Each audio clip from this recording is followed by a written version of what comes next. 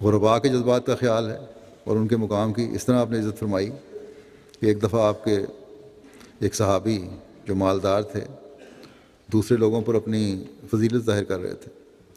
رسول کریم صلی اللہ علیہ وسلم نے یہ بات سن کر فرمایا کیا تم سمجھتے ہو کہ تمہاری یہ قوت اور طاقت اور تمہارا یہ مال تمہیں اپنے زور بازو سے ملیں؟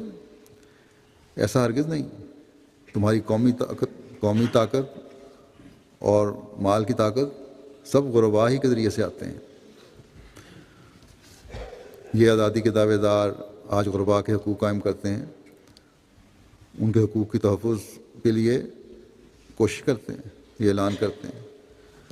آپ صلی اللہ علیہ وسلم نے آج سے 1400 سال پہلے یہ حقوق قائم فرما دیا یہ کہہ کر کہ مزدور کی مزدوری اس کا پسینہ خشک ہونے سے پہلے دو. بس کہاں کہاں یہ مقابلہ کریں گے اس محسن انسانیت کا.